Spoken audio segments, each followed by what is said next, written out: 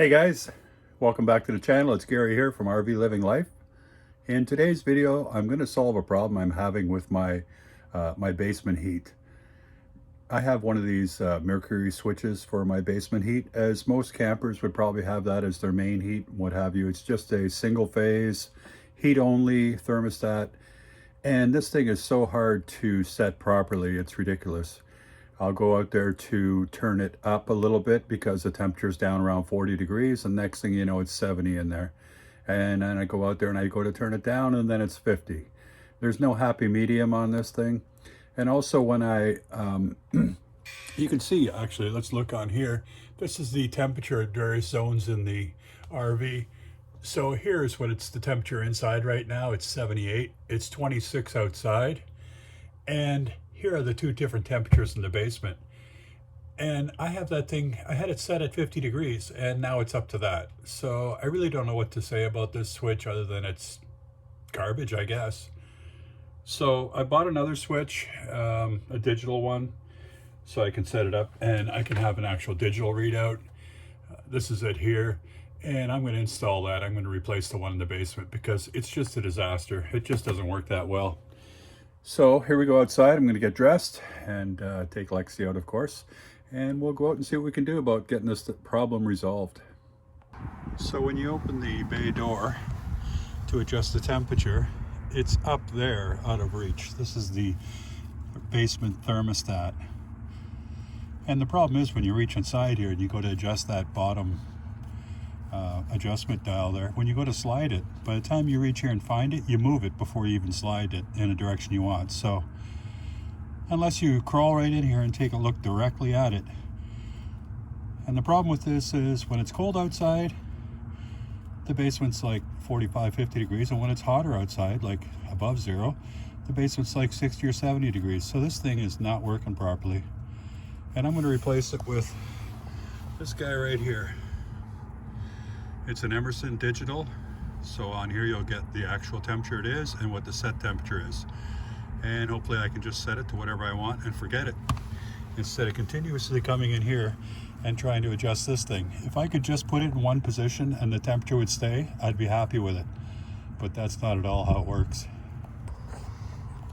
So I would imagine that this pops right off here. There we go. And take a look inside. The one I bought specifically has two wires going into it because I believe that's how these things are all hooked up. It looks like up there there's two wires going into it. So I'll have to do a little detective work here and figure out which wires go where. So I've got this one open now. This is the new one. I'm just scoping out how things work here. It comes with two batteries. I'll put those in after it's fired up.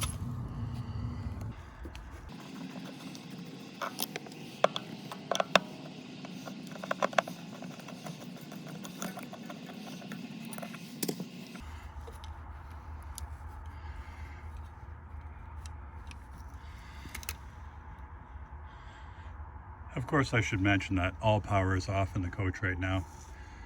I've shut off the power from the pole and I disconnected my batteries.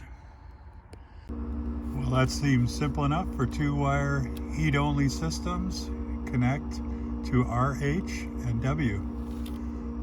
Sounds easy. So I don't know how much difference it's going to make, but the green wire was attached to where the W is. And the white wire was attached to over here where the R is. I believe you're supposed to attach the white wire to W. So either it doesn't matter or my system was wired backwards. Not sure what's up with that. So I'm hooking it up the way I believe is correct. I'm putting the white on the W. I assume because this is battery operated, it really makes no difference. I assume you're just closing the switch across these two terminals when the heat goes on. But I'm definitely going to wire it according to the instructions.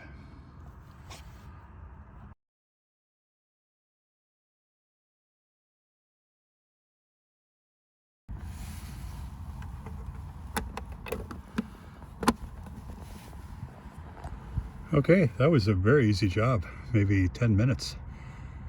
And it says 50 degrees on there. So I'm gonna go turn my 110 back on and my 12 volt, make that connection, get all my batteries going, and then I'm gonna flip this on, see what happens. Right now it says it's 51 in here, which is surprising because I have the door open and it's kind of winter out there. But it's relatively mild today.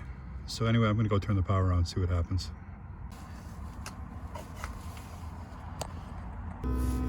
Okay, we're at 56 degrees there. Turn it on. Looks like the setting is at 62. I heard a click.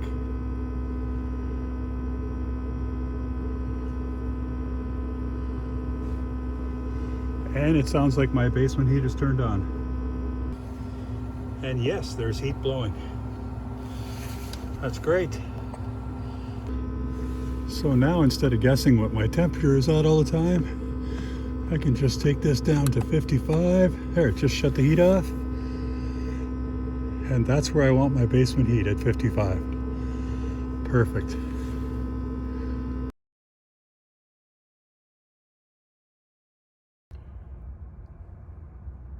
So after having it set up down here for a day, I come down and I look, and it is 76 degrees in this area.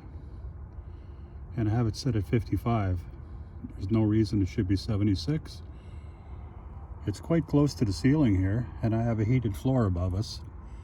So when I rub my hand on the ceiling in here, I can feel the floor above us is warm.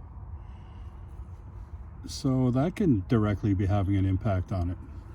I think what I'm going to do is I'm going to move it down lower, maybe away from the door, maybe put it in this area here. At least it's away from everything. And it's low to the floor. Kind of close to the heat coming out of the register there though. Maybe on this side. I'm going to put it somewhere lower though. That makes more sense, away from the floor. Because up here, it's not working. Okay, so there it is in the final position. When it was up high, it was just getting heat off the floor. So what I did was I moved it all the way down near the floor of the basement. And as soon as I moved it down here, the temperatures dropped substantially. And the heat is on, and it's working great.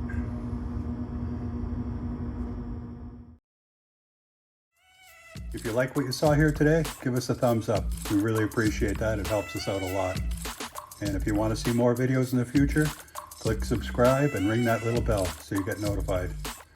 Thanks for watching. Take care, everyone. Bye now.